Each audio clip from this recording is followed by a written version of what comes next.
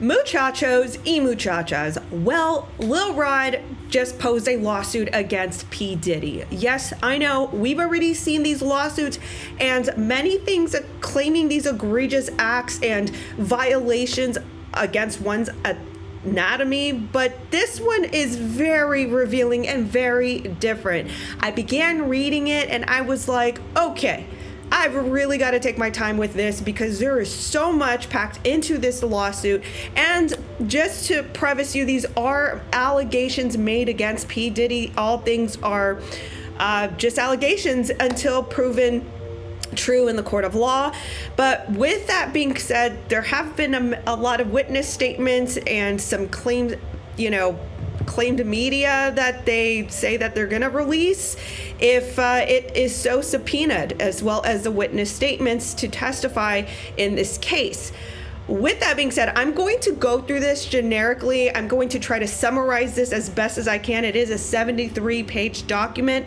I will probably even do this in a multi-series just so that way we can metabolize this in bites and chunks. So with that being said, hold on to your butts, secure your wigs, stay right there. We're going to go through it.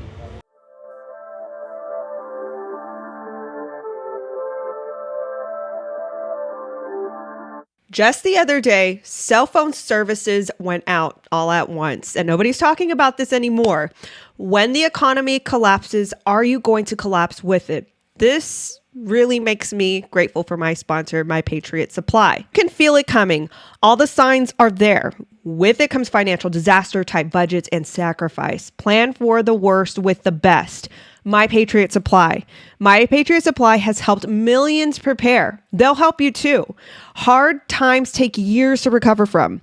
Make that first year easier with their 1-year emergency food kit. Get it now with $700 in savings at my website, preparewithnatalie.com. Sealed inside ultra durable packaging, these delicious meals last up to 25 years in storage and provide over 2,000 calories every day.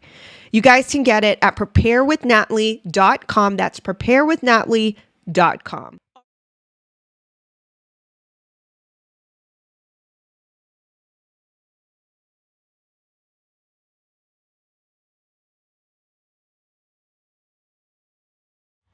All right, so we're going to go ahead and get started. And like I said, I'm just going to go through this lawsuit. I'm going to try to summarize this as best as possible and, give this, I guess, interpretation in the best illustrative way. Now, I have to preface again that all of these allegations made in the lawsuit are that of allegations. Everything it just remains as an allegation unless it is proven true, although there is a lot of implications, a lot of context clues that there might be a lot of evidence to support and back what they are claiming. Rodney Jones, otherwise known as Lil Rod, is a music producer in Hollywood. He is known and celebrated, worked with big talent such as Georgia Mass Choir, Donald Lawrence, the Clark Sisters, and the Smokey Norfolk.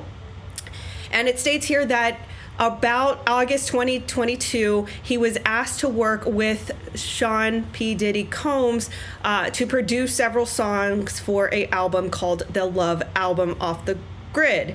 Now, from here, this is where Lil Rod, Rodney Jones, I'm just going to say Rodney Jones.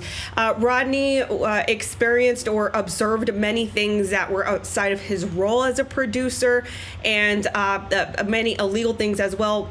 Many events that put his life in danger.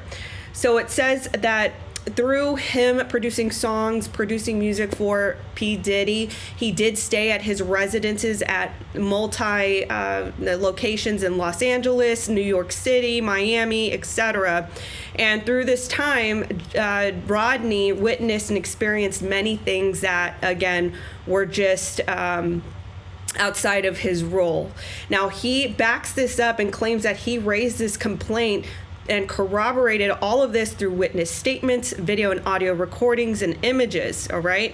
And this is claiming that he has such evidence as to how many hundreds and hundreds of hours of this proof that alleged that there was some serious illegal activity that took place. And I'm just going to run through it, but it's basically what you guys would imagine, all of the types of illegal activity, such as, the acquisition of certain substances that are very serious, distributing pews, that there were inappropriate beverages given to people who were below the age, and to ladies who worked in a certain industry, and also that there were certain staff members that knew and enabled this type of behavior. One that is named is 𝐕𝐢𝐭, who went so far as to instruct the staff to retrieve, substances, and that would then be used to commit other crimes against women. Okay, and that would mean that these women would get violated in certain ways. Okay, I know I have to be very careful with my language. I apologize. Now, you guys are aware of this case with, Cassie, and it states here that he leveraged his relationship with Bishop T.D. Jakes to lessen the blow on his image in that, whenever that lawsuit came about.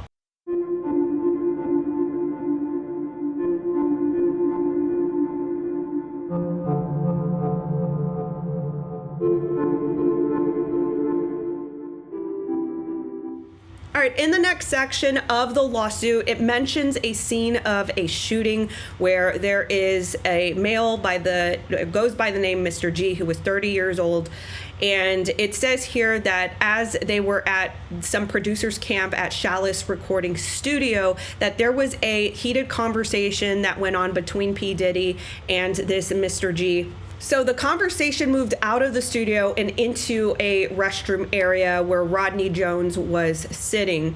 And then it is alleged that there was about 2 feet away from the restroom where, gunshots just rang out. And then Rodney alleges that because he was so close to the shock and to, the proximity of the gunshots, he almost felt that he was going to get shot, although he wasn't. After the shots rang out, there was the crowd that was at the producer's camp gathered around the restroom, where they then saw that Mr. G was lying on the floor in a pool of, his blood. So then Rodney Jones decided to put Mr. G or move Mr. G from the floor to the toilet, and he asked the crowd that surrounded the restroom to call an ambulance. As Rodney Jones was helping Mr. G to the ambulance as it arrived, it states that P. Diddy and there was, I believe his son, I believe it's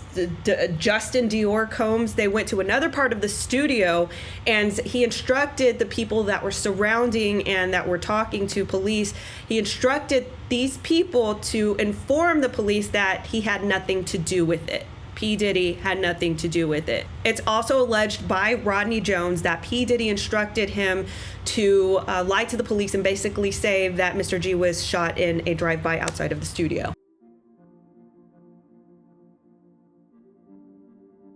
Now, one claim made by Rodney Jones is the fact that the security that was provided at 𝐤𝐿 Recording Studios being so lax and lackluster that, if it was indeed security to protect the recording artists and the producers, they failed at their job because they allowed P. Diddy to come in with a firearm.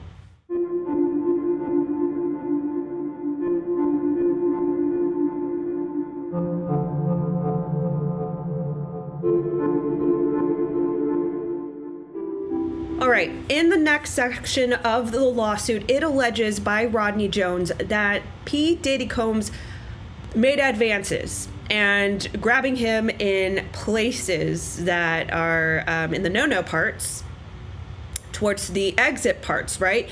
It also mentions it introduces this character at the very top of the lawsuit, but 𝐕𝐢𝐭 is the chief of staff for P. Diddy, and it does state that despite Rodney Jones expressing him being uncomfortable and not approving of these advances by P. Diddy, that she just enabled it further by either walking away and not addressing it, or, she would just enable the situation all at once, saying that, Sean would be Sean.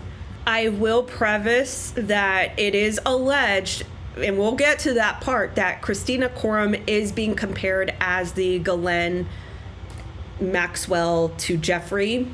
So they're already making that analogy. So we'll get there and we'll elaborate more as we go. All right. So the next section of this lawsuit describes Rodney Jones being, I guess, enticed to do things he didn't want to do by P. Diddy utilizing his idol, Stevie J. You guys may or may not know who Stevie J is. If you were anybody who paid attention or were unfortunately entertained by reality TV in the early thousands, I'm gonna be honest, okay? The E channel and these reality shows, the Real Housewives, Love and Hip Hop, I watched them, okay? I was entertained by them, right? Okay, so that's out of the way. But if any of you watch Love and Hip Hop with Stevie J as one of the characters, when I read out what is being alleged here, it's not really far-fetched, okay? Because you kind of saw his behavior in this reality show, and the I guess the nast and the fluidity he exhibited between one partner and the other, and having no remorse. I'm just saying, I'm not saying that that's proof or that's supporting evidence. I'm just saying I can see where somebody could see that and say, oh, you know what? That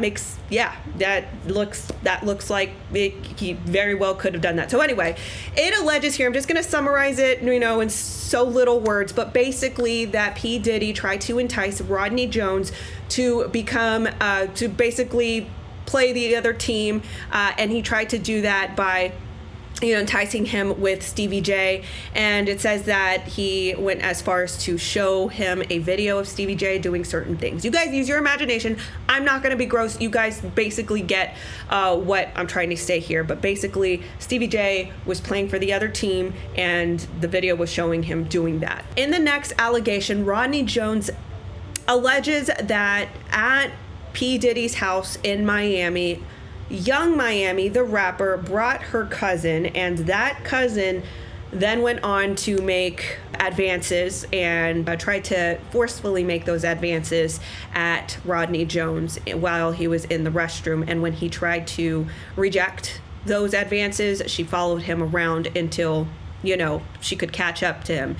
He alleges that he thinks that P. Diddy sent her in. That's basically the summation of that scene.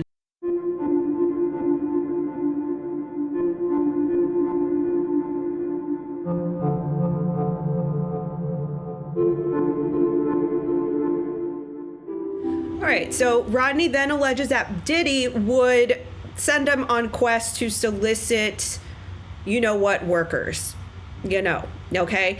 And he also does explain that he felt that this was against his beliefs, and this is not something that he wanted to do, despite being influenced and dominated by P. Diddy's power and his influence and even intimidation. Then he would then do so. He remembers waking up groggy and perhaps influenced and confused, and waking up with two of those in his bed. Now, then it does allege that there was a strip club called the Booby Trap that he would be sent to then solicit more of these type of workers, and that he was given some sort of ball cap to wear in order to, signal to any of these workers to basically know what he was there for. And the coercion that is listed under this section is, for instance, there would be prizes such as $250,000 worth of musical instruments, perhaps even, influence, and an award that would be worthy $20,000 of his property on Star Islands. That's Diddy's property. And then he said that if those love bombs didn't work, he doesn't use the word love bombs, but this is what I perceive it as, then Diddy would get threatening and get aggressive. He even mentions a threat that was given to him about his mother, Janice. All right, so it does start to get a bit dark and it gets more intense as the allegations go on, but I am going to find a stopping point at this video so that way I can summarize more, because I genuinely want to metabolize this lawsuit. We've all have heard about the music industry and Hollywood and what they do to either elevate or suppress the talents there. And, you know, it seems to be that when they try to speak up, something happens, something gets taken away under their feet. So I definitely want to metabolize this slowly, especially with such a serious subject such as exploitation, which we're going to get into a little bit more. So with that being said, I'm going to find a stopping point here. By the way, I am offering a new subscription on my website, 𝐤𝐤𝐭.com. You can support me this way. Get inside my mind. How do I do this research? How do I plot the points and connect dots? I'm going to show you guys how I do this on 𝐤𝐤𝐭.com. So it will be exclusive content, but this is going to be useful for you, or it can just be entertainment. But especially if you like to do your own research and connect the dots, I'm going to show you my methods per video, how I connect dots and I flesh out these subject matters. With that being said, 𝐤𝐤𝐭.com, for a price of a grande coffee, you can help support me. 𝐤𝐤𝐭.com. I'll see you guys in the next video. Bye-bye.